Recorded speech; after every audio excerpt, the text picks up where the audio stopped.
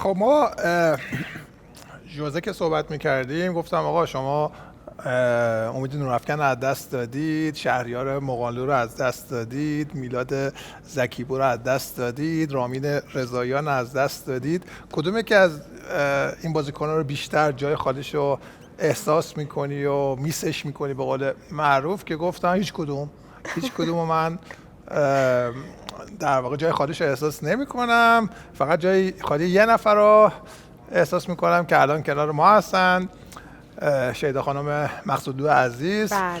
خیلی خوش آمدید. مرسی، ممنونم. خوشحالم که با هم صحبت هستیم. مرسی، منم همینطور. و he's like this دیگه.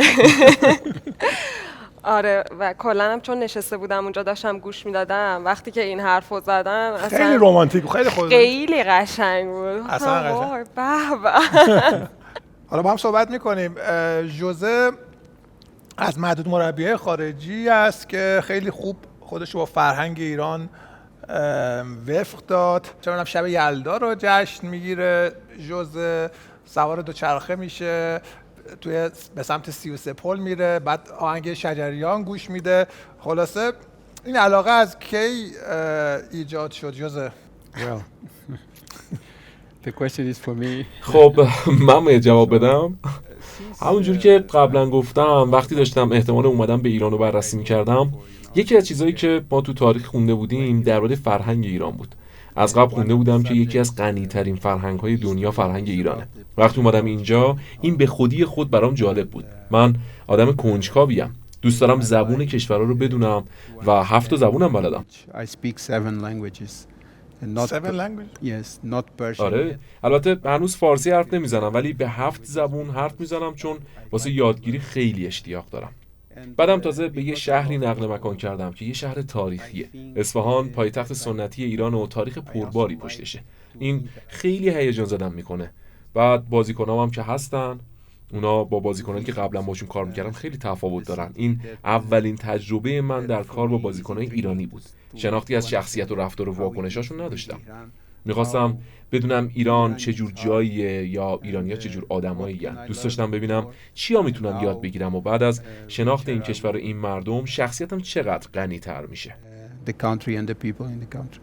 و خب تو اصفهان که گفت یکی از زیباترین شهرهای ایران بدون تردید، فکر کنم شهرهای زیادی هم رفتی و غیر از اصفهان کدوم شهر رو تحت تاثیرش قرار گرفتی؟ Apart of Isfahan, which city? جز اصفهان؟ گرگان. آفرین. گرگان به خاطر شما دیگه. شما بله. Yeah, but honestly, راستش اولش فکر می‌کردم شهر خیلی کوچیکیه ولی اصلا اینطور نبود. دوما به خاطر جنگل‌های دیدنی که داشت، زیارت و جنگل علنگ دره و خیلی جای زیبایی بودن. کمتر پیش میاد که توی یه شهر کوچیک همچین فضاهایی ببینید. به نظرم ایران کشور خیلی زیباییه و بعد از اصفهان بین همه شهرهایی که بهشون سر زدم گرگان سرسبزترین شهری بود که دیدم. The most green city that I visit. آره گرگان خیلی سبزه کلا و منم خب خیلی طبیعت دوست دارم. بعد همه اون ویدیوهایی که میبینین جوزه میره دوچرخه سوار و اینا هم کار من. دیدی؟ آره. شجریان اینم دیگه. آره اصلا ما کلا توی کنسرت هم دیگه رو دیدیم، توی کنسرت آقای قربانی، علیرضا قربانی. آره که دیگه یه موزیکی هم هست که اجازه میدونه این موزیک رو از بس که من خوندم. چیه میتونی بخونی یا زمزمش کنی؟ You know. تو به داد دلم برس. آره. But yeah, I like. من از موسیقی خوشم میاد، مخصوصا از صداهایی که اصطلاحاً صدای تجاری نیستن، صدایی که آدم رو به فکر درباره زندگی فرو میبره. صدای علیرضا قربانی هم با من همین کارو میکنه. علیرضا قربانی is giving me with his voice. اهل فوتبال هستی یا نه؟ فوتبالی هستید؟ الان آره. نه قبلشی؟ قبلا فوتبال بازی کردم و خیلی کوچولو بودم چون پدرم خیلی فوتبال دوست داشتن. بعد این اواخر که حالا مریض شدن و بعدش هم فوت شدن، من به خاطر ایشون رفتم کلاسای فوتبال. بعد وقتی برمیگشتم دیدم مثلا بابام اینقدر نوشته برام که من مثلا این کارا رو انجام بدم، اگه این کارا رو انجام بدی گل میزنی فلان، و هر دفعه من گل میزدم. بعد هر بارم میومدم با کلی انرژی تعریف میکردم و اینا. ولی این شکلی که بخوام فوتبال رو دنبال کنم نه، مثلا بشناسم آدم. الان در چه حد دنبال میکنید؟ الان همه بازی‌ها رو میبینم. یورو حتی شده 3 نصفش هم ما بازی دیدیم. بازی یورو رو میدیدی؟ طرفدار کی بوده یورو؟ من خیلی رفیق دارم توی فوتبال.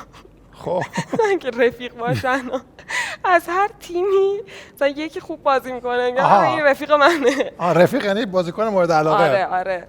بعد که دیگه خب کیا رو دوست دارید؟ هالند رو دوست دارم، امباپه، این وینیسیوس، کدوم؟ رئال مادرید، وینیسیوس دوست دارم دیگه. یه دونه کوچولو هست، گاوی، پدرو دیگه. یه دونه کوچولو هست that he's 17 خیلی یامال. آره 17 سالشه. آره کوچیک نیست، خیلی خوبه، خیلی کوچیک نیست، یعنی سنش کوچیکه. آره ولی تازه داره. آره یامال میاد تو مسیر حرفه‌ای. آره هر کسی که خوب بازی کنه طرفدار اون تیمم. این شکلی نیست که بگم من طرفدار مثلا اسپانیام یا چیزی، نه. البته که تا قبل از این طرفدار پرتغال بودم دیگه. آره. بعد که دیگه حالا حذف شدن و در نهایت هم که اسپانیا. در مورد غذاهای ایرانی، جز کدوم غذای ایرانی رو بیشتر دوست داری؟ The one that I make you didn't say. Yes. سبزی پلو. نه. سبزی پلو. آرشت بادمجون. خورش بادمجون. خب. It's very good. خورش بادمجون رو خیلی خوشمزه درست میکنه دیگه. The other ones is قرمه سبزی. از قرمه سبزی هم که خیلی خوشم میاد. از این غذاها دیگه چجوری بگم خیلی خوشم میاد. I really. و غذای اصفهانی چی؟ I don't know if. نمیدونم. به خاطر اینکه خیلی متفاوت غذا میخورن. مثلا یه دونه گوشتفیل دارن که خوشمزه است، ولی خب یه چیز شور رو با چیز خیلی شیرین ترکیب میکنن که زیاد به this one. که جوزه دوست نداره راستش. خورشت ماست چی؟ خورشت ماست هم دوست نداره. You don't like. But in my staff I have people that like. از بریونی هم خوشم میاد. آره. بریونی دوست دارید؟ آره.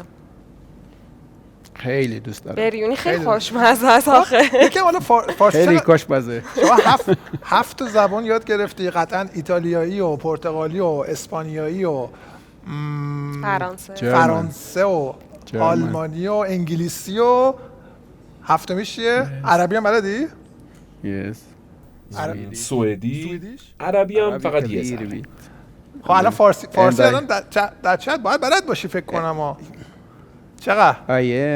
I am learning. آره فارسی هم خیلی کم دارم یاد میگیرم، همچین ساده نیست. از فصل اولم شروع کردم ولی توی فصل دوم به خاطر لیگ قهرمانان و مشکلاتی که با بازیکن‌ها برام به وجود اومد نمیتونستم در روز روی چیزی جز فوتبال تمرکز کنم. مدام دنبال پیدا کردن راه حل بودم که تیمم به بهترین شکل ممکن وارد مسیری بشه که باید. فصل قبل برام فصل خیلی سختی بود. قبلش توی دانشگاه اصفهان کلاس فارسی میرفتم اما دیگه متاسفانه نتونستم ادامه بدم. And I couldn't continue. و اگه فارسی یاد بگیری به بازیکن‌ها میگی که یاد گرفتی یا نه؟ وای میستی که ببینید چی دارن میگن، یواشکی بفهمی دارن چی میگن، پچ میکنن، پشت سرت چی میگن. اینم راه خوبی یا بفهمی تو رختکن چی میگذره. نه خیلی باشون رو راستم. چیز یواشکی اصلا بین اون وجود نداره. البته با اینکه بازیکن‌ها دلشون نمیخواد چیزی بهم یاد بدن، یه چیزایی هم یاد گرفتم. اگه بتونم بیشتر کمکشون کنم و بهتر توضیح بدم که بازی الان چی میطلبه، حتما از فارسی استفاده میکنم و واقعا هم دلم میخواد فارسی رو یاد بگیرم که این کارو راحت‌تر انجام بدم. دلیل دیگه‌ای براش ندارم. فقط همین. چون بیشترشون انگلیسی بلد نیستن. بعدم مهمه که متوجه پیام من بشن، چون بعضی حرفام خیلی واجبن. بعضی وقتا هم باید کلماتی یاد بگیرم که اونا احساساتمو بفهمن و بدونن باید توی زمین چیکار کنن. البته بعضی بازیکن‌ها که اسمشون رو نمیارم خودشون میدونن البته من منظورم با کیه. یه جورایی some kind of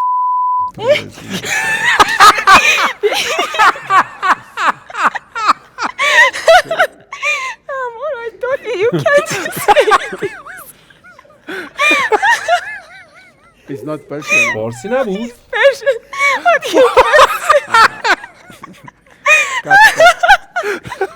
نه کلمه لازمی واسه فوتبال بازیکن نباید اونجوری باشه. Yes. منو نخندونم. I told you دیگه. گفتم بهتون فوتبال دیگه. بریم. شما براتون عجیب نبود با کسی ازدواج میکنی که ربطی به هنر نداشتن، در عرصه فوتبال فعالیت میکردن؟ عجیب نبود؟ خیلی از هنریا بیشتر میدونه. جدی؟ آره، چون کلا ما خیلی با هم فیلم میبینیم و میشینیم با هم دیگه تحلیل میکنیم. یعنی یه دونه حتی ما یه تئاتر داریم تمرین میکنیم در مورد اینه که میگه که ساعت 7:30 شد و نیومد، بعد من دارم به فارسی با ژوزه تمرین میکنم. البته خیلی وقته از این موضوع گذشته، به خاطر اینکه این فصل گذشته انقدر ژوزه شلوغ بود، یعنی صبح زود میرفت ساعت 10-11 شب برمیگشت، یعنی اصلا دیگه وقت هیچی نبود، هیچی. گاهی وقتا اصلا غذا نمیخورد، یعنی وقتی میرسید از صبح که رفته بود هیچی نخورده بود تا موقعی که برگرده. آره، ولی تایمایی که مثلا حالا روزای آف هستن ما میشینیم با هم دیگه فیلم میبینیم، تحلیل میکنیم و تئاتر تمرین میکنیم با هم. یه اتفاق تلخی که پارسال رخ داد، خیلی من ناراحت شدم بعد از چند تا شکستی که تیم سپاهان تو رقابت مختلف متحمل شد. تو ورزشگاه یه اتفاقات رو واقعا فکر کنم روزای خیلی سختی رو گذروندید اونجا، هم شما هم ژوزه. خیلی ناجوان مردانه بود به نظر من اون اصلا من خودم انتظار نداشتم راستش که منی که اجازه ندارم برم فوتبال ببینم اصلا چرا باید فوشش رو من بخورم. راستش خیلی ناراحت کننده بود. بعد فوشایی هم که میدادن خیلی زشت بود، خیلی اصلا خیلی ناراحت کننده بود. آره، ولی خب دیگه رسانه است دیگه، گاهی وقتا مسائل شخصی رو با مسیر حرفه‌ای قاطی میکنن و یه سری حاشیه‌ها میخوان درست کنن که البته فکر کنم مال زمانی بودش که داشتن مسیر رو به یه سمتی میبردن که طرفدارا بگن که اوه ژوزه باید بره. آره دیگه، ژوزه رو میخواستن اینجوری.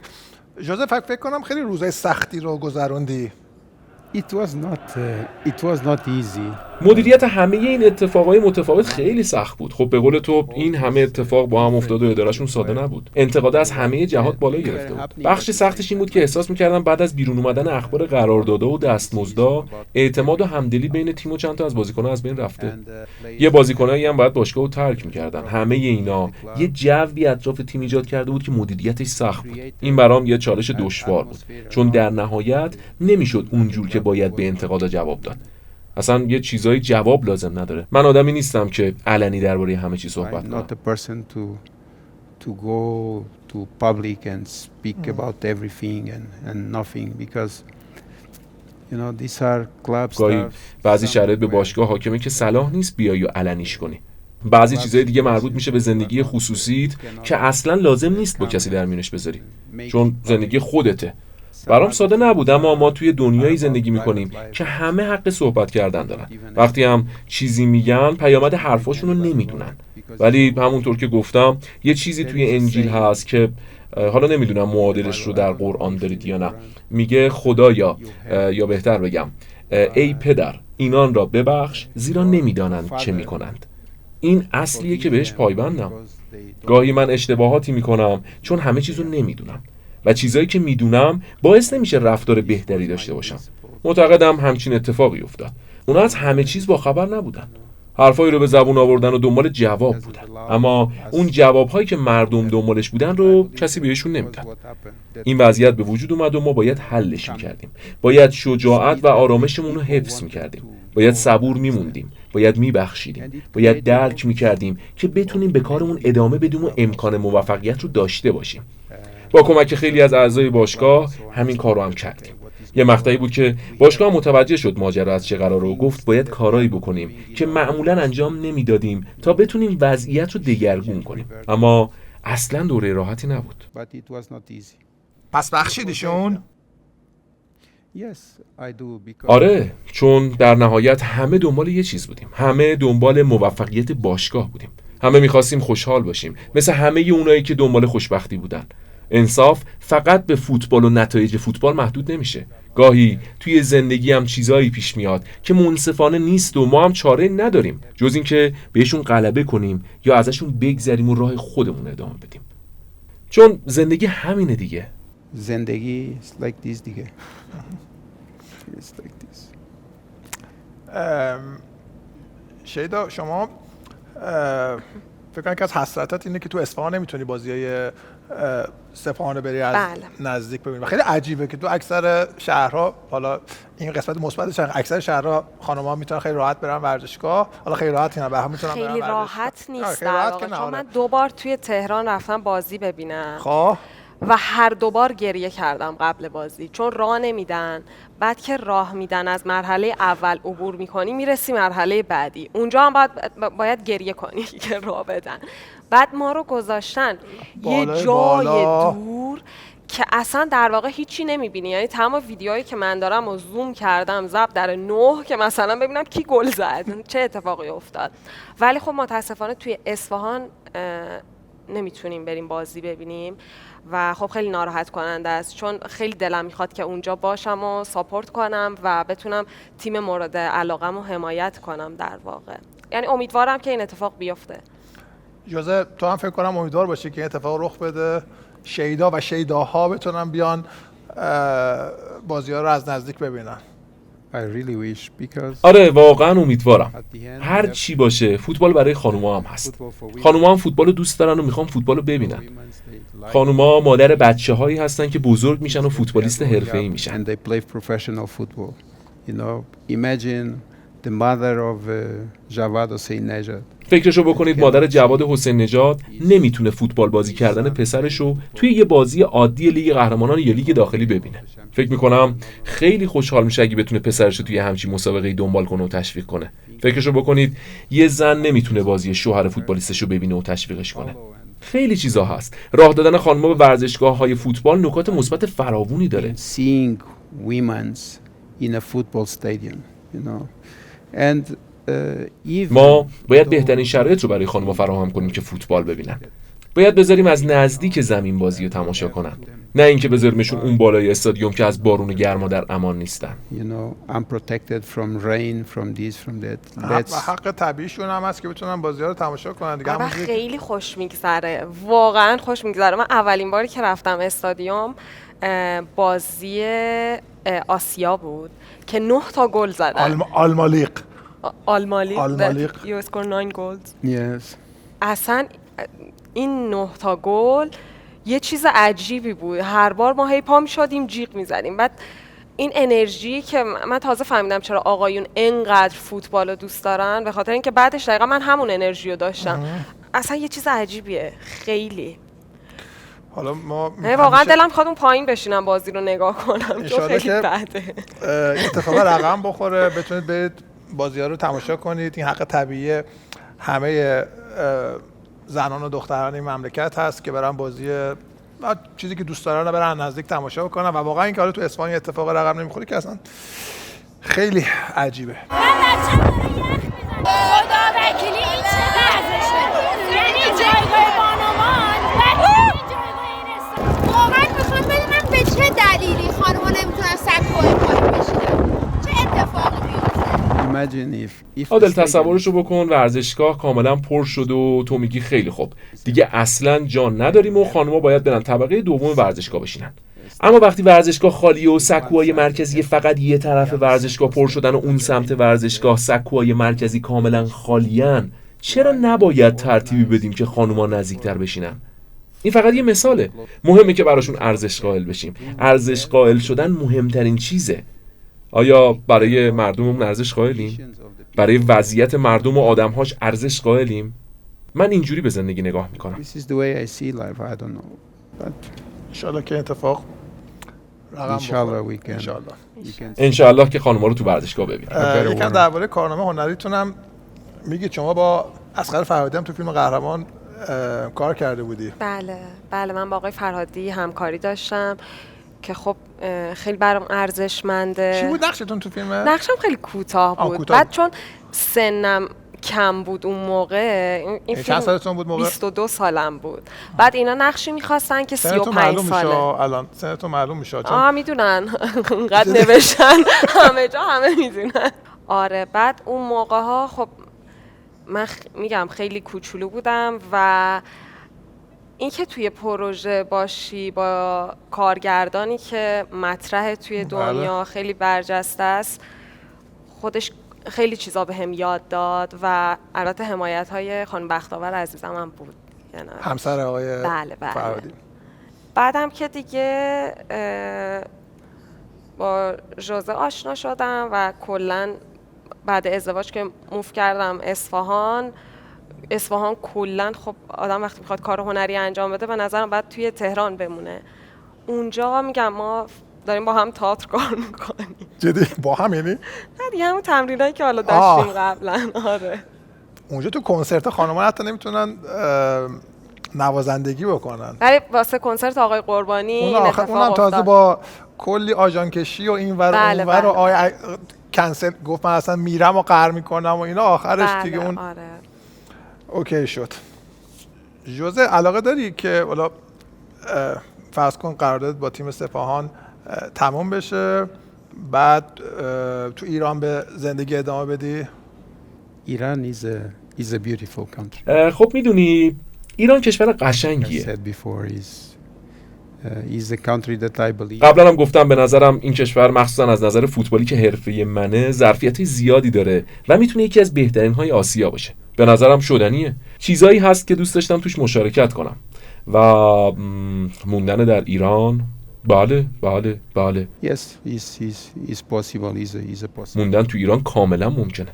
خیلی ممنون از شهیده خانم مقصود، خیلی تشکر میکنم. انشالله که همیشه اتفاقات خوب براتون رقم بخوره، شیمیتون به هم میخوره و زندگی خیلی خوبی هم براتون آرزو میکنم. حالا با ژوزه ما بحثمون رو ادامه میدیم. خیلی ممنون که افتخار دادی و تو این بخش با ما همراه بودی. ژوزه we would like to خب ژوزه دوست داریم از تجربیاتت قبل از اومدن به ایرانم بشنویم. دوران بازیت خیلی طولانی نبود. اگه بخوای سبک بازیتو توصیف کنی شبیه کدوم یکی از بازیکنان قدیمی یا فعلی بود؟ When I was playing from the players that you see here in Iran. اگه بخوام از بازیکن‌های فعلی ایران اسم ببرم احتمالاً خب ببین من تو رده‌های پایه وینگر راست بودم. بازیکن تهاجمی بودم. خوب دریبل می‌زدم، سرعتم خوب بود. خیلی سرعتی نبودم اما فرز بودم. خوب دریبل می‌زدم و ضربات آخرم خیلی خوب بود. اما بیشتر دوست داشتم به بازی نظم بدم. یعنی یه جورایی بازیکن نظم دهنده بودم. میشه گفت شبیه روبن نوش بودم. فیزیکی. روبن نوش. aggressive. روبن نوش. Yes.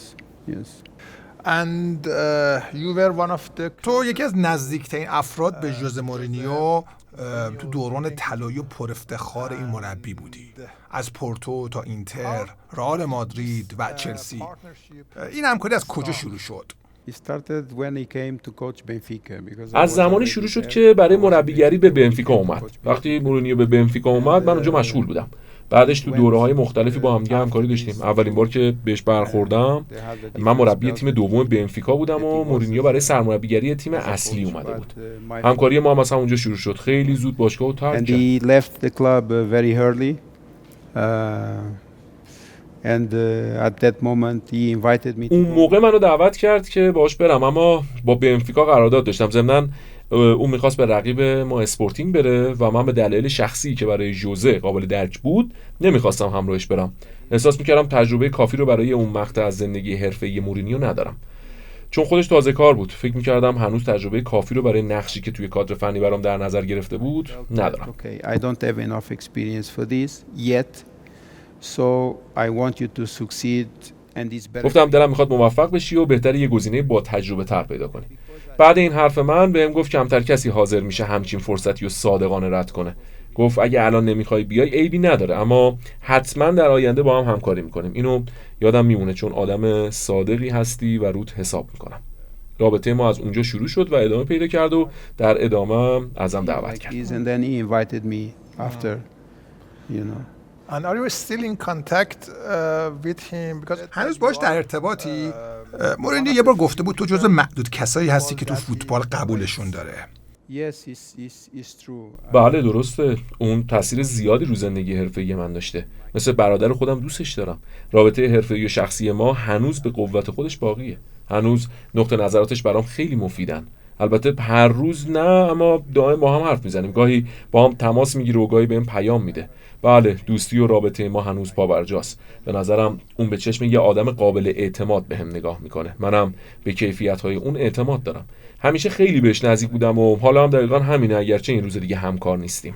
Even if we are not working together today. And apparently he's following you. مثل که نتایج تو تیمت هم دنبال میکنه. بعد از اون برد لحظه آخریتون جلوی پرسپولیس که فکر کنم محمد کریمی اون گل زد، تو اینستاگرام برات کامنت گذاشته بود. Yes, sometimes I don't really go to. آره، من معمولا خیلی به این چیزا نمیپردازم، ولی اینجور وقتا معمولا با هم تماس میگیره که خوشوبشی بکنه و تبریک بگه و بابت موفقیتم بهم انرژی و انگیزه بده. منم همین کارو براش میکنم. منم دقیقاً همین کارو براش انجام میدم. اما مورینیو حواسش هست که کجا دارم کار میکنم و وضعیتم چطوره. برام ارزش قائله و منم قدر دانشم. I have this appreciation for him also. Alongside روی فاریا تو در کنار روی فاریا و سیلوینو لورو ترکیب طلایی کادر فنی آقای خاص رو تشکیل میدادی که تو چند باشگاه کنار هم کار کردید. این وسط تو دوره اولی که مورینیو به چلسی رفت تو همراهیش نکردی. فکر کنم ترجیح میدادی خودت نفر اول باشی و به خاطر همین پس همراه مورینیو به چلسی نرفتی. At that time you didn't accompany him in Chelsea. I wanted always to be head coach. من همیشه میخواستم سرمربی باشم. یه مدتی همراهیش کردم، بعدش حوالی سال 2015 یا 2016 از چلسی جدا شدم و به آنتالیا اسپور رفتم. اون ازمون خواست که به منچستر یونایتد بریم، اما تصمیم گرفتم که میخوام این فرصت رو داشته باشم که راه خودم رو برم. راستش برام لحظه ناراحت کننده بود. بعد ترک چلسی میدونستیم که فصل بعد به منچستر یونایتد خواهیم رفت. گفتم من میرم آنتالیا که ببینم اوضاع خوب پیش میره یا نه. اونم قبول کرد و گفت اگه خوشت اومد و اوضاع باب میلت پیش رفت همین مسیر رو ادامه بده، اگر نه یه خبر بهم بده. اون موقع این تصمیم رو گرفتم و حالا هم که اینجام و توی این مدت راه خودم رو رفتم، ولی هنوز از نظر حرفه‌ای و شخصی با هم در ارتباطیم. Privately connected as friends also. Usually the players and the head coach جام ها و برد ها رو معمولا به اسم بازیکن‌ها و سرمربی می‌نویسن، ولی خب مشخصه که تک تک اعضای کادر فنی نقش بزرگی درش دارن و شما تونستید پر افتخارترین فصل تاریخ اینتر رو رقم بزنید و انواع جام ها رو بردید. With all the cups that you won at that season. Was really unbelievable. فصل حیرت انگیزی بود. سگانه بردن کلاً کار راحتی نیست، مخصوصاً تو لیگ ایتالیا. توی دنیا هم کمتر مربی میتونه به چنین دستاوردی برسه. راستش اون موقع اینتر بهترین تیم نبود، چون میلان خیلی قوی بود، یوونتوس خیلی قوی بود. بعد اون موقع اصلا خود پالرمو هم بالای جدول رقابت میکرد. لیگ ایتالیا اصلا لیگ متوازنی بود. برای همین بردن سگانه خیلی سخت بود. اینتر تیم خوب و بازیکن‌های با تجربه‌ای داشت، اما بهترین تیم لیگ نبود. مورینیو همیشه با همچین باشگاه‌های لیگ قهرمانان رو می‌برد. پورتو همچین شرایطی داشت. با اینتر هم شرایط ساده‌ای نداشتیم. یکی از بازی‌هایی که در تاریخ فوتبال نمادین شد، اون بازی اینتر و بارسا تو نیوکمپ بود که اینتر 10 نفره جلوی بارسای رویایی گواردیولا دوام مورد اونا رو حذف کرد. رئالیا یه جوری از اون لحظه عاشق مورینیو شدن، چون جلوی قهرمانی‌های متوالی بارسا و حضور این تیم در فینال برنابئو رو گرفت. Barcelona winning the Champions League in Santiago Bernabeu. Yes, the final this season was in Santiago Bernabeu. آره فینال اون فصل توی سانتیاگو برنابئو برگزار میشد. بعد دشمنی بین این دوتا تیم انقدر شدید بود که هیچ رئالی دوست نداشت بارسا برای فینال بیاد سانتیاگو برنابئو قهرمانم بشه. You know, something that nobody wanted. آره فاجعه میشد. دقیقاً خیلی از مورینیو تعریف و تمجید شد. اول چون بارسلونا رو از انجام این کار محروم کرد و دومی که از قبل از اون بازی تو لیگ قهرمانان بحث رفتن ما به رئال مادرید مطرح شده بود. وقتی مورینیو توی برنابئو قهرمان لیگ قهرمانان شد، جایگاه ویژه‌ای بین طرفدارای رئال پیدا کرد، مخصوصا چون بارسا رو کنار زده بود. واقعاً یه بازی حماسی بود. Epic game. I remember that was not easy. یادمه به هیچ وجه ساده نبود. هنوز یادم لحظه‌ای که بوسکتس روی خطای تییاگو موتا تمرکز کرد و موتا با کارت قرمز اخراج شد. ما با یه نفر کمتر بازی کردیم، اما مورینیو همونجا توانایی‌هاشو نشون داد. توانایی‌هایی که باعث شدن یکی از بهترین مربیای دنیا باشه. استراتژی‌های مورینیو حرف نداشتن. تیممون اون روز خیلی جنگید و خیلی متحد بود، چون اصلاً کار راحتی نداشتیم. و چه فینالی هم بود. یادم من اتفاقاً گزارشگر اون بازی بودم. دیگو میلیتو دو گل محشر زد. آره 2 تا توی فینال زد.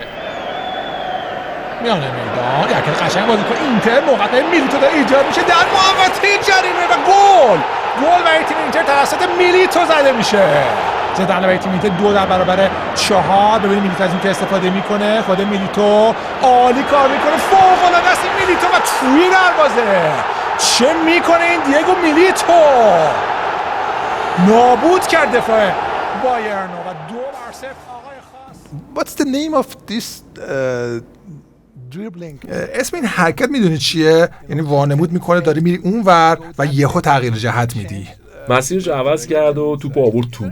اصلا این دریبل اسم خاصی داره؟ I think sometimes you could. ما یه وقتایی بهش میگیم دریبل قاشقی. قاشقی. اینجا تو ایران ما بهش میگیم کشویی. کشویی. دریبل کشویی. آره توپو کشید تو. I wonder what was. نمیدونم شما بهش چی میگید. ببین راسته که بعد بازی مورینیو با بازیکن‌ها خداحافظی کرد، یعنی همون موقع مشخص بود که قراره به رئال مادرید. You were going to join Real Madrid at that time? Yes. آره. It was already. اون موقع تکلیفش مشخص شده بود. Yes. We knew already that we were supposed میدونستیم قراره بریم مادرید. to Madrid that he was not Even before حتی قبل از پایان فصل. End of the season. before the final. قبل فینال. Before the final of the Champions League. قبل فینال لیگ قهرمانان میدونستیم. So everything happened همه چیز اونجوری رقم خورده بود. in that way. And during your بیشتر دوران همکاریت با مورینیو تو رئال مادرید بود که تونستید باشگاه از زیر سایه بارسای گواردیولا خارج کنید. بازی رئال مورینیو با بارسای پپ واقعاً از جنجالی ترین و البته دیدنی ترین تقابل‌های ممکن بود. از اون انگشتی که مورینیو تو چش ویلانووا کرد تا کلی اتفاق دیگه. انواع اقسام جنجالا رو تو اون ال کلاسیکوها دیدیم. ال کلاسیکوس. It's true. I remember the Villa. آره اون صحنه ویلانووا رو یادمه. ویلانووای فقید. فوت کرده و امیدوارم روحش در آرامش باشه. اون دشمنی بین دو باشگاه همچین جوی ایجاد کرده بود. فقط هم ویلانووا نبود. یادمه خودم با مسی جر و بحثم میشد. مسی توی زمین بود و ما دائما داشتیم جر و بحث میکردیم. So the fights that sometimes we see. اون موقع که مورینیو انگشت تو چش ویلانووا کرد تو هم کنار دستش بودی. آره درسته. نزدیکش بودم. این رقابت بین دو باشگاه بود. میدونید که مورینیو توی بارسلونا کار میکرد. این که مورینیو زمانی توی بارسا کار میکرد و ناگهان شده بود سرمربی بزرگترین دشمن باشگاه، طرفدارای بارسا و حتی بازیکناشون رو احساسی‌تر کرده بود. عوامل دیگه‌ای هم بود. قبلش ما لیگ قهرمانان رو بردیم و بارسا رو از فینال لیگ قهرمانان محروم کردیم چون خیلی براشون مهم بود که برن برنابئو و قهرمان بشن. So important for them to go to Bernabeu and win. I think everything together. همه اینها همچین تقابل احساسی و پرتنشی رو بین دو تا تیم ایجاد کرده بود. خوشبختانه ما برنده این تقابل بودیم و به دوران سلطه بارسا پایان دادیم. شما 3 بار با رئال به نیمه نهایی لیگ قهرمانان رسیدید. خیلی به فینال نزدیک بودید اما هر 3 بار باختید. خیلی ها از اون شب حذف رئال توی ضربات پنالتی جلوی بایرن میگن. اینکه مورینیو چقدر آسیب دیده از اون شکست و تنها باری بوده که بعد از شکست گریه کرده. شبی که رونالدو، کاکا و راموس پنالتی خراب کردن. فکر کنم اتفاقا اون بازی رو من گزارش می‌کردم. رونالدو حرکت میکنه، ضربه رو میزنه و میگیره. حرکت میکنه نویر در مقابل تو و بازم میگیره. نویر ضربه کجا زد؟ تمام هست. It was very difficult, you know. خیلی سخت بود. خیلی به هممون سخت گذشت. چون یقین داشتیم که توی هر کدوم از اون 3 فصل لیگ قهرمانان اگه به فینال میرسیدیم قهرمان میشدیم. اما فوتبال دیگه نمیشه پیش بینیش کرد. اما باشگاه بعدش موفقیتش توی لیگ قهرمانان رو ادامه داد. به نظرم در اون مقطع مهم بود که به دوران سلطه بارسا خاتمه بدیم و ما در مدت 3 سال این کارو انجام دادیم. بعدش رسیدن به لیگ قهرمانان یه هدف طبیعی بود. چون قبلش فشار سنگینی روی رئال مادرید بود. حیف شد چون یکیش جلوی بایر مونیخ بود، یکی جلوی بروسیا دورتموند و یکیش هم جلوی بارسلونا. ساده نبود. اما درسی بود برای بازیکن‌ها و همونطور که بعدتر دیدیم باعث شد قهرمانی لیگ قهرمانان براشون حیاتی بشه. In the stages that we saw afterwards. At that time مورینیو کلا با رسانه‌های اسپانیا خیلی مشکل داشت. مدت‌ها خودش به کنفرانس‌های قبل بازی نمیرفت و کارانکا رو میفرستاد. یه خبرنگاری به اسم آنتون میانا بود که چیزی نمونده بود کارش با ژوزه به کتککاری هم برسه. En ese momento entra Mourinho, que estaba en un segundo plano. Mourinho salta y me dice, a mí me dicen que tú eres un hijo de puta y una mala persona, y yo en vez de creérmelo, prefiero no creérmelo. Concretamente dice que él es dentro del mundo. Yes, you know the Spanish media. آره درسته. کار با رسانه‌های اسپانیایی ساده نیست. خیلی انتقاد میکنن. البته درک فوتبالی خیلی بالایی هم دارن. هر اتفاقی که پیرامون رئال مادرید بیفته اتفاق بزرگیه. رئال احتمالاً تنها باشگاهیه که روزانه لااقل 2 یا 3 تا برنامه تلویزیونی درباره اتفاقات روزمره، بازیکن‌ها، مربی‌ها، تاکتیکا، سیستما، سبک بازیش، اتفاقات رختکن، درگیری بازیکن‌ها و تمدید قرارداد فلان بازیکن بحث می‌کنن. رئال مادرید باشگاه بزرگی و اداره کردنش اصلا ساده نیست. به نظرم مورینیو هم آدم منصفی و وقتی احساس میکنه بعضی خبرنگارا مستقیم و شخصا بهش حمله میکنن خیلی آدم سرسختی میشه. وقتی احساس میکنه دارن بهش حمله میکنن اصلا از اون آدما نیست که ساکت بشینه. نه.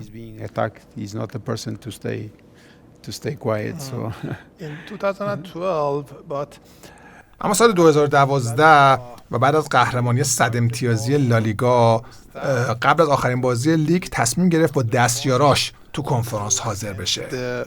پرس کانفرنس. Buenas tardes, Diego Jabalquinto, en directo para realmadrid.com. Mi pregunta es para Moraes. Usted es el encargado de analizar a los rivales. ¿Qué grado de importancia tiene para cada encuentro esta labor? Bien, sabemos que el fútbol es una modalidad donde la imprevisibilidad es grande. Entonces, conocer al rival, un entrenador, un jugador que conoce mejor, tiene la posibilidad de reducir esta imprevisibilidad de todo lo que puede pasar en un partido. Y reducir esa imprevisibilidad significa tener la posibilidad de mejorar el resultado también. Yes, and this is the way it is, you know. آره همچین شخصیتی داشت. ما باهاش در این باره صحبت نکرده بودیم اما به نظرم میخواست غیر مستقیم به مردم بفهمونه که بردن و موفقیت هیچ وقت با یک نفر به دست نمیاد، بلکه حاصل کار یه تیمه که دارن با هم همکاری میکنن، هم سرمربی هم اعضای کادر فنی. به نظرم اگر امکانش بود آدمای بیشتری رو با خودش به نشست خبری میبرد، اما در نهایت کسایی رو برد که بهش نزدیکتر بودن. I think it was me, Rui, Karanka. من بودم و روی فاریا و کارانکا و روی و سیلوین و کارانکا. ما بودیم که توی نشست حاضر شدیم. دقیقاً همچین خصلتیه که باعث میشه بازیکن‌ها تا توان دارن براش بجنگن، چون یک رهبر منصف و میدونه باید چیکار کنه که تیمشو متحد کنه و البته میدونه کادر فنی چقدر توی موفقیتش نقش داره. The backroom staff for him to succeed. Let's talk about Xabi Alonso. در مورد ژابی آلونسو هم بگو، چون توی اون تیم رئال یک از ستاره‌ها بود. آره الانم که مربی شده. آره به حیف که از دستمون پرید. لیورپول میخواست بگیرتش ولی ژاوی ترجیح داد بمونه تو لورکوزن. ببینم تو طرفدار لیورپولی؟ آره لیورپولی دو آتیشه. نمیدونم متاسفانه یا خوشبختانه. از همون موقع مشخص بود که ژاوی پتانسیل تبدیل شدن به یک مربی بزرگو داره. You know, I had in my career I had some players that تو طول زندگی حرفه‌ایم بازیکنایی رو دیدم که مشتاق بودن فوتبال از یه زاویه به خصوص ببینن. اون موقع من مسئول جنبه‌های تاکتیکی و آماده سازی برای بازی‌ها بودم. موقعی که داشتم برگه‌های تاکتیکی بازیکن‌ها رو آماده می‌کردم، این رو می‌دیدم. Xavi Alonso in the same way that Zanetti and Cambiaso. ژابی آلونسو، همینطور خاویر زانتی یا کامبیاسو هم اینطوری بودن. توی چلسی لمپارد از این بازیکن‌ها بود. اینجور بازیکن‌ها همیشه می‌خواستن تمام اطلاعات ممکن رو درباره بازی بدونن و حتی بلکه بیشتر. دائم می‌خواستن بیشتر بدونن بازی چطور پیش میره، حریف چطور بازی می‌کنه، حریف چه نقاط قوت و ضعفی داره. می‌خواستن بدونن از نظر تاکتیکی چه کاری بهتره. ژابی آلونسو از این بازیکن‌ها بود. همیشه می‌خواست بیشتر بدونه و درباره بازی سوال می‌کرد. اون موقع فهمیدیم که طرز فکر و درک تاکتیکی متفاوتی داره. اما تو فصل آخرتون تو رئال مادرید انگار کنترل رختکن رو از دست داده بود. موافق نیستم. میشه اینطور گفت ولی یعنی میگی با راموس و اوزیل و کاسیاس مشکلی نداشتید؟ One is to lose control. The other one is to have از دست دادن کنترل رختکن یه چیزه، مشکل داشتن با چند بازیکن یه چیز دیگه. ولی من مطمئنم با کاسیاس مشکل داشتید و احتمالاً با راموس و اوزیل. I'm sure with Casillas, with Ramos, I guess with Ozil somehow. You know, Ramos was always a player that wanted to be a leader. راموس همیشه بازیکنی بود که می‌خواست رهبر تیم باشه و واقعا هم رهبر بود. اون موقع کاسیاس به خاطر سابقه‌اش کاپیتان تیم بود. نمیدونم چطور بگم، رختکن اون موقع هیچ مشکلی نداشت. مشکلات ما با نگرش بعضی بازیکن‌ها به وظایفشون بود. برخی تصمیماتی که مربی تیم بهش اعتقاد داشت باعث شد بعضی بازیکن‌ها در اون فصل از برخی جهات عوض بشن. اما به نظرم این مسائل کاملا طبیعیه. هر تغییری ممکنه با مقاومت مواجه بشه. بعضی‌ها استقبال می‌کنن، بعضی‌ها هم خب خوششون نمیاد. اما گاهی تغییرات ضروری هن و ماجرای اون فصل هم دقیقاً همین بود. مورینیو هم کسی نیست که پا پس بکشه. وقتی احساس کنه یه تغییر ضروریه کوتاه نمیاد و بقیه باید بدونن که اون اخلاقش همین جوریه. Regarding changes, when he thinks that he needs to change, he change and that's it. And people they need to understand that he's like this.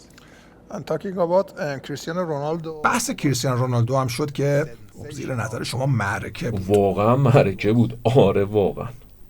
موقعی که با الهلال بازی داشتید همدیگه رو دیدی نه؟ Yes, we went. آره ما رفته بودیم بازیشون رو ببینیم چون اونا یه روز قبل ما بازی داشتن، بعد ما رفتیم بازیشون رو دیدیم. در انتها ما رو دعوت کردن رفتیم به رختکنشون و یه مدت هم اونجا موندیم. ما رابطه خیلی خوبی با هم داشتیم. اون یکی از مهمترین و با نفوذترین بازیکن‌های تیم بود. درباره نگرش و تاثیرش روی بازیکن‌های جوان‌تر توضیح دادم چون خیلی سخت کوش بود و این توانایی رو داشت که نتیجه بازی رو در آن واحد عوض کنه. از این نظر فوق‌العاده بود. جلوی همچین بازیکنی اصلا نمیشه جور دیگه‌ای بود. به نظرم از حیث سخت کوشی مثل یه هیولا بود. از نظر فیزیکی خیلی خیلی خیلی قویه و از نظر تکنیکی هم از میانگین بالاتره. یکی از بهترین بازیکن‌های دنیاست و من واقعا افتخار میکنم که مدتی مربیش بودم. یادمه وقتی توپ طلا رو برد یه نسخه بدلی توپ طلا رو به همه اعضای کادر فنی داد. من هنوزم اون توپ طلا رو توی خونه دارم. ضمناً انسان درجه یکی هم هست. And he's a fantastic person also, you know, as a person. مسی یا رونالدو؟ I say Ronaldo because به نظرم رونالدو. البته فرق دارن و نمیشه با هم مقایسهشون کرد. من چون پرتغالی ام و با رونالدو کار کردم و شخصا میشناسمش رونالدو رو انتخاب میکنم. مسی رو به عنوان یک حریف میشناسم. اونم استثنایی بود و با رونالدو فرق داشت. از نظر تکنیکی شماره یک بود. فوتبال متفاوتی بازی میکرد اما من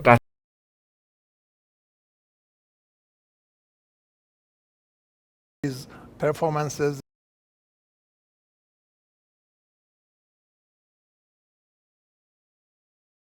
یا هنوزم میتونه can continue playing for national team. you know he's always for a player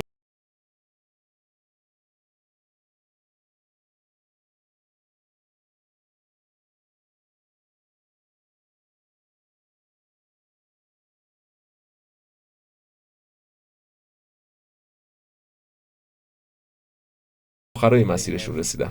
Probably you are seeing Messi and Di Maria, they will end also their career. یادته وقتی مارادونا داشت به پایان فوتبالش نزدیک میشد، توی جام جهانی دیگه هم بازی کرد. این بازیکنان انقدر تاثیرگذارن و انقدر برای فوتبال کار کردن که وجودشون توی تورنمنت ها نه فقط بار فنی بلکه بار روانی هم داره. واسه همینه که به نظرم رونالدو هنوز بازیکن مهمیه. بستگی داره مربی چطور ازش استفاده کنه و مربی چه رابطه‌ای باش داشته باشه، چون این بازیکن‌ها حقشونه که مربی کاملا شرایطشون رو تو پایان دوران فوتبالشون درک کنه، جوری که پایان فوتبالشون هم مثل دوران اوجشون درخشان باشه. من اگه جای مربی باشم این چیزا رو لحاظ میکنم و خیلی با بازیکن حرف میزنم. خود این بازیکن‌ها هم میدونن که چه کاری ازشون برمیاد و چه کاری نه. میدونن تو چه لحظاتی میتونن کمک کنن و تو چه لحظاتی نه. And I think Cristiano is the same. He did, in my opinion, a good. به نظرم کریستیانو هم همینه. به نظرم نمایش خوبی توی یورو داشت. هرچی تیم داشت به مراحل پایانی نزدیک میشد، گمونم قرار بود سطح عملکرد و تمرکز رونالدو هم بالاتر بره. متاسفانه نشد که بشه. اما یادمون نره این کریستیانو نیست که خودشو توی ترکیب میذاره یا از زمین بیرون میکشه. پرتغال یه مربی داره و وقتی احساس کنه لازمه یه بازیکن رو تعویض کنه این کار رو انجام میده. اما کریستیانوه. But Cristiano is Cristiano. ژوزه مورینیو your close friend. دوست صمیمیت ژوزه مورینیو داره به ایران نزدیک و نزدیکتر میشه. الان داره تو فنرباغچه ترکیه کار میکنه. با تعریفایی که تو از کشور و لیگ ما کردی شاید یه روز اون رو تو ایران هم ببینی. At some stage maybe. We never know. Yes, we never know. نمیدونیم، کسی نمیدونه. باید ببینیم در آینده چی پیش میاد. بسته به نوع رابطه‌اش با فنرباغچه شاید فرصتی تو مسابقات بین‌المللی دست بده که فنرباغچه رو به اینجا دعوت کنیم. رابطه بین دو کشور که خوبه و شاید ما اونجا بریم و بازی کنیم. اما خب ببینید ما گودرزی و آریا و آقای پور و پیام رو داریم. این فصل بازیکن‌های ملی پوش زیاد داریم. توی فیفا دی ها هم اینا رو در اختیار نخواهیم داشت. فنرباغچه هم میدونید کلی بازیکن ملی پوش داره. بعضی وقتا تصور میکنیم یه کار شدنی اما در عمل نمیشه، چون نمیتونیم با بهترین تیممون به میدون بریم. ولی معتقدم تا وقتی من اینجا هم این کار شدنیه. میشه یه بازی بین دو تا تیم برگزار کرد. Do you agree that Mourinho نمیدونم قبول داری یا نه؟ آیا مورینیو تو سالهای اخیر از نظر تاکتیکی پسرفت کرده؟ چون خب دیگه مثل روزای سابقش نیست. به نظرت میتونه دوباره به سطح اول فوتبال برگرده؟ منظورم باشگاه‌های بزرگن. اگه به ترکیه رفته باشید، باشگاه‌های بزرگ ترکیه کدومان؟ گالاتاسرای هم فنرباغچه. خب تو یکی از باشگاه‌های بزرگ ترکیه کار میکنه. آره خب ولی من تو مقایسه با منچستر یونایتد و رئال مادرید و اینتر میگم. آره ولی نمیشه لیگ انگلیس رو با لیگ ترکیه مقایسه کرد، چون با هم فرق دارن. فقط وقتی میتونید مقایسهشون کنید که مقابل هم قرار بگیرن. ببینیم اگر فنرباغچه به منچستر سیتی بخوره چه اتفاقی میفته. به نظرم مورینیو یکی از بهترین مربیای دنیاست و جایگاهش به قوت خودش باقیه. یه مربی مثل مورینیو پسرفت نمیکنه. He can face some challenges.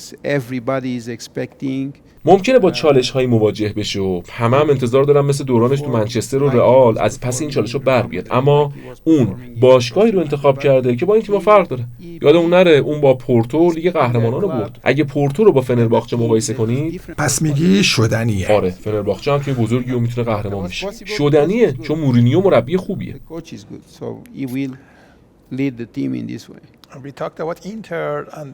بحث اینتر شد. امسال ما هم یه نماینده در اینتر داریم. با شناختی که از باشگاه داری به نظر تارمی میتونه توی اینتر هم موفق باشه؟ اینتر به نظرم اینتر میلان باشگاه بزرگ و بلند پروازیه. مهدی طارمی هم بازیکن خوبیه، البته اگه بتونه خودشو تطبیق بده، چون اساس فوتبال ایتالیا با فوتبال پرتغال خیلی فرق میکنه. لیگ ایتالیا با لیگ پرتغال فرق داره. اینتر میلان با پورتو یکی نیست. اگه متوجه اینا باشه به نظرم میتونه به موفقیت باشگاه کمک کنه. واقعا هم امیدوارم بتونه این کارو انجام بده، چون برای بقیه بازیکن‌های ایرانی و وجهه کشورم اتفاق خوبیه. کمک میکنه در آینده درهای بیشتری روی بازیکن‌های جوونی مثل جواد حسین نژاد مثلا باز بشه.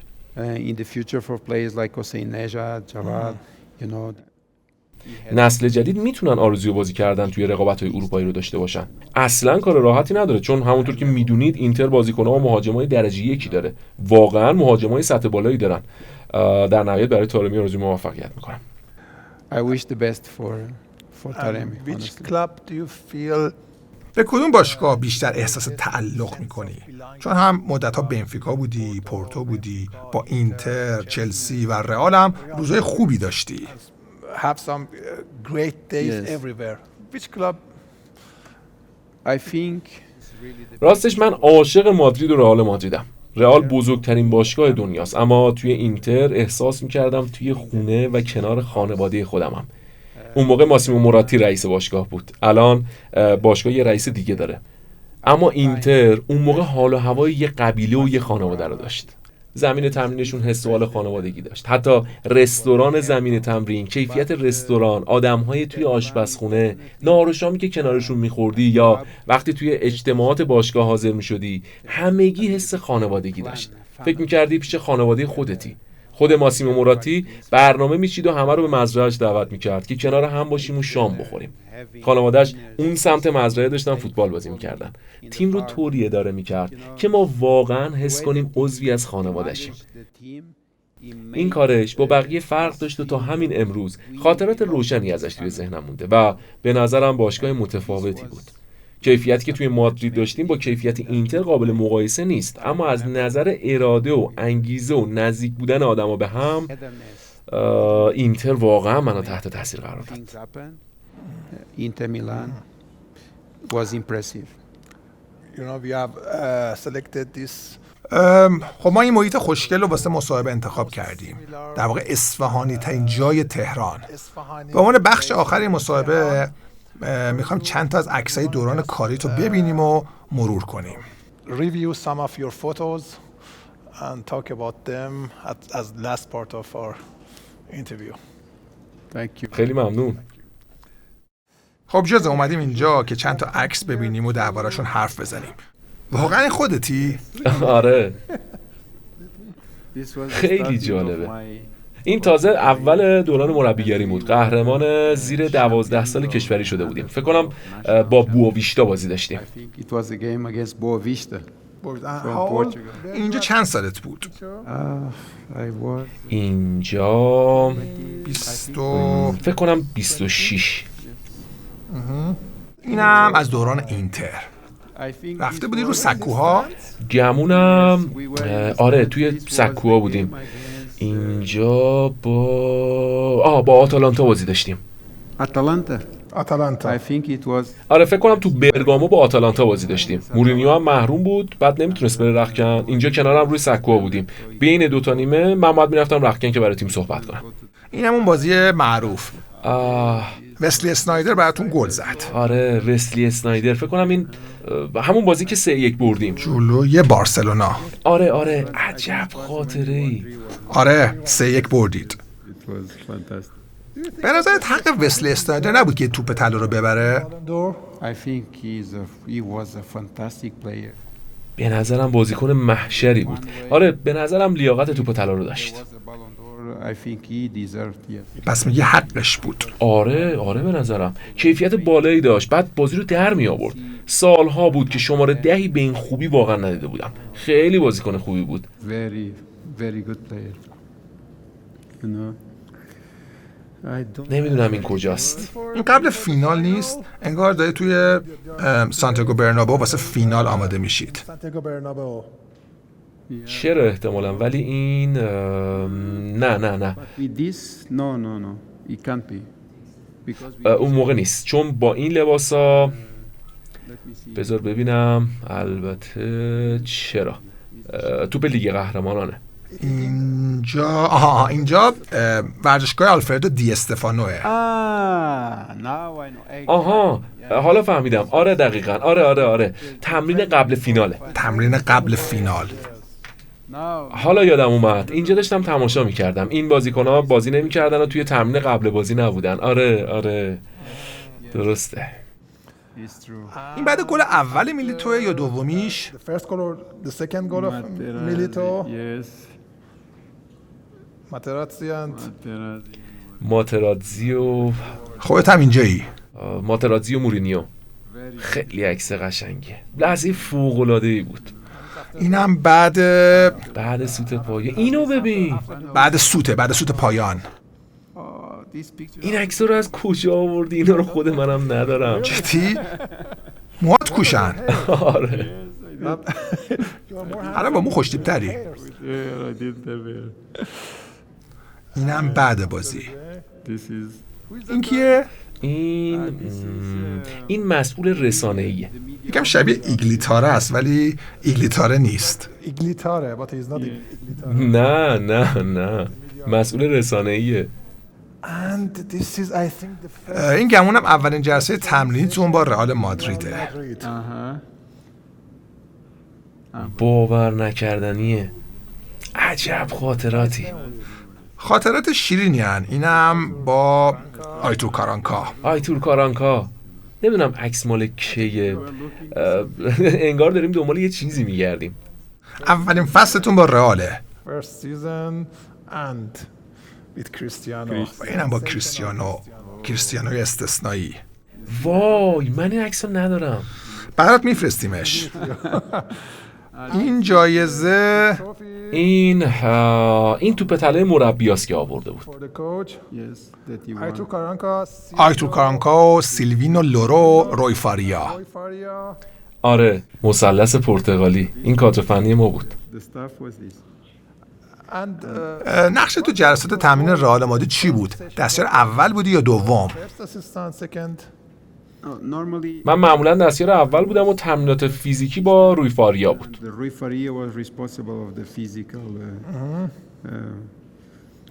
آمادگی جسمانی. آره سیلوینو هم مربی دروازه‌بانا بود. یه دستیارم از داخل باشگاه داشتیم که کارانکا بود. به خاطر مسائل درون باشگاه و رسانه‌ها کارانکا دستیار اول شد. به خاطر نقشش تو باشگاه. ولی تو جلسات تمرین پس تو دستیار اول بودی. آره. نمیدونم داشتیم چی میگفتیم اما هر چی بود با مزه بود. این یکی بعد قهرمانی تو کوپا دل ری تو سویل برد بزرگی بود. اولین جامی بود که از دست بارسا بیرون کشیدیم. تو فینال با بارسا بازی داشتیم. پیدات کردم اینجایی. آره مارسلو، ژابی آلونسو، کریم بنزما، مسعود اوزیل و بقیه بچه ها. این آقا هم دیگه فوت شده. کی بود؟ آره مسئول ورزشگاه بود. اینجا گل زده بود. این بازی رو یادته؟ اینجا یه هد به پینتو زد. آره تقریبا آخر بازی بود. وای بدترین دروازه‌بان تاریخ بارسلونا. والدز و پینتو با هم رقابت داشتن تو بد بودن. خنگ و خنگتر. دامر. تیم خوبی داشتیم. بازیکنای محشری بودن. این 2 ویکس در 2 هفته 4 با بارسلونا بازی کردید. دقیقاً. لیگ قهرمانان، 2 تا تو لیگ قهرمانان، جام حذفی و لالیگا. این هم همون نشست خبری که ازش گفتیم بعد از اینکه با 100 امتیاز قهرمان شدید. دقیقاً. 1-2 تا آره ماها بودیم. کادر فنی. چه نگاه رمانتیکی.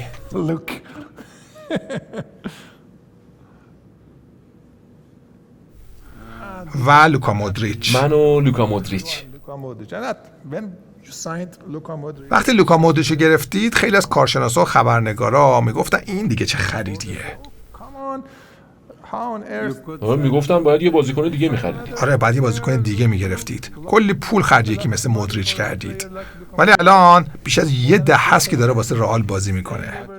مودریچ یکی از بهترین هافبک‌هایی که تو زندگیم دیدم. حرف نداره. کیفیت پاساش، دید بازیش باور نکردنیه. چیزایی رو توی زمین می‌بینه که هنوز هیچ کس ندیده. تصمیماش رو دست نداره. هیچ کس رو مثل اون ندیدم. بی‌نقصه. صادقانه بگم هیچ هافبک رو ندیدم که مثل اون بازی کنه. توی هر دو فاز، چه دفاع چه تو حمله. خیلی خوبه. اینم چلسی. این کیه؟ این استیوه. آها استیو هالند. استیو هالند. آره استیو هالند الان شده کمک مربی تیم ملی انگلیس. اینو نمیدونم. اون موقع همون نقش کارانکا رو داشت تو رئال مادرید. آها دقیقاً. داوید لوئیس.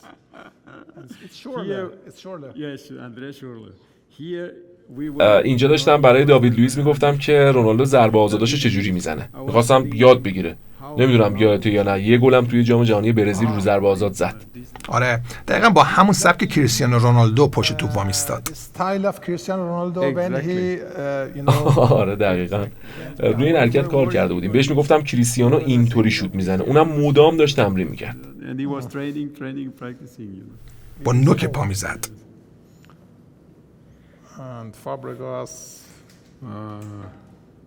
فابرگاس هم الان خودش مربی شده. آره کومو. همین اخیراً رافائل وارانو هم گرفتن. دقیقاً عین هم دیگه اید. خیلی سال با هم بودیم. مثلا شبیه هم شدیم. آره شبیه هم شدید. عکسای فوق‌العاده‌ای دارید. اینم KDB. چی بود ماجراش؟ کوین دی بروینه؟ ماجراش تو چلسی چی بود؟ چرا تو و ژوزه نگهش نداشتید؟ ژوزه and you and خودش می‌خواست بره. ما نمی‌خواستیم بره. خودش می‌خواست بره که بیشتر بازی کنه و بیشتر بهش فرصت بازی برسه.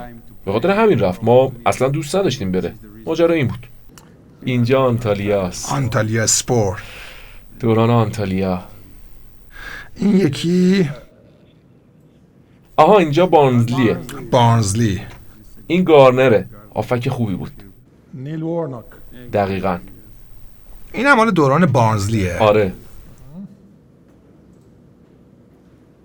و اینم دوران کرونا و کره جنوبی. چه قشنگ. دوران کرونا. چند تا ماسک زدی؟ اینجا 2 تا ماسک دارم. چون این ماسک رسمی باشگاه بود واسه همین یه ماسک زیرش میزدیم. اونجا قهرمان لیگ هم شدید نه؟ آره قهرمان شدم. هر 2 سالی که اونجا بودم قهرمان لیگ شدیم. چامبک. تو فصل دوم قهرمان حذفی هم شدیم. اینجا هم داشتی؟ آره داشت در میومد. آره دیگه اینجا داشت در میومد. و این فکر کنم نماینده تیمه. آره بازی لیگ قهرمانانه یا نه؟ چرا اینجا زده لیگ قهرمانان آسیا. خیلی شیرین بود. شما اصلا یه عکسایی دارید که من خودم هم ندارم. حتما برات میفرستیمشون. خیلی قشنگه. واقعا ممنونم. خیلی از بازیکن‌ها الان مربی شدن. بعضیشون آره. این یعنی داری پیر میشی؟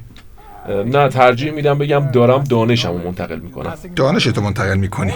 الان چند سالته؟ 59. خب 59 اگه اجازه بدی بزنم به تخته. بازم عکس داریم؟ نه دیگه عکس تموم شد. فقط چند تا سوال سریعه. بعدش مسابقه رو تموم میکنیم.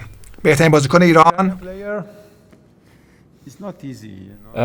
انتخاب بهترین بازیکن ایران کار راحتی نیست، اما بهترین بازیکن تاریخ ایران با دستاوردهایی که توی تیم ملی و عرصه بین‌المللی داشته قطعاً علی دایی. توی دوران مربیگریت بازیکنی بود که تصور میکردی بازیکن بزرگی میشه اما به حقش در فوتبال نرسید اون ستاره‌ای که باید نشد؟